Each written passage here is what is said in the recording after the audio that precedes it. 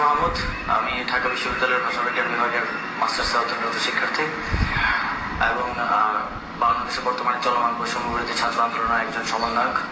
আমরা দীর্ঘদিন ধরে কোটা বৈষম্যের একটা স্থায়ী সমাধানের জন্য চাকরিতে বাংলাদেশে যে অতিরিক্ত মাত্রায় কোটা রয়েছে সেটি সংস্কারের দাবিতে আন্দোলন করে যাচ্ছিলাম।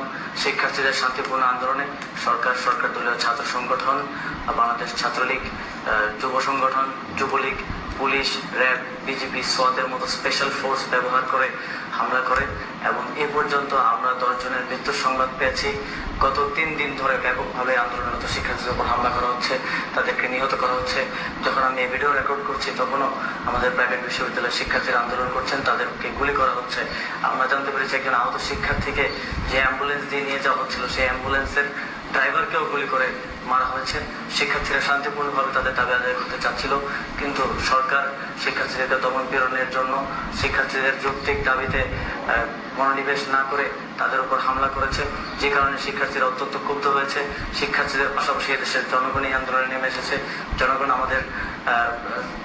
অভিভাবক হিসেবে শিক্ষার্থীদের পাশে দাঁড়িয়েছে এবং আমরা আহ্বান জানাচ্ছি আর রাজপথে নেমে আসুন, আমাদেরকে রক্ষা করুন। শিক্ষার্থীরা এক ঘোর অমানিসার সময় পার করছে। আমরা জানি না আমাদের মধ্যে কতজন জীবিত থাকবে শেষ পর্যন্ত। আমরা যারা আন্দোলনের সমন্বয় করছি তাদেরকেও পালিয়ে বেরোতে হচ্ছে, তাদেরকেও খোঁজা হচ্ছে অ্যারেস্ট করার জন্য কিংবা গুম করার জন্য। আমরা গভীর সংখ্যায় নিমজ্জিত আছি। বিশ্ববাসীর প্রতি আহ্বান থাকবে, আপনারা এই আন্দোলনের দিকে একটি ক্লোজ লুক রাখুন, আপনারা অবজার্ভ করুন এবং আমাদের পাশে দাঁড়ান যে যেখানে আছেন।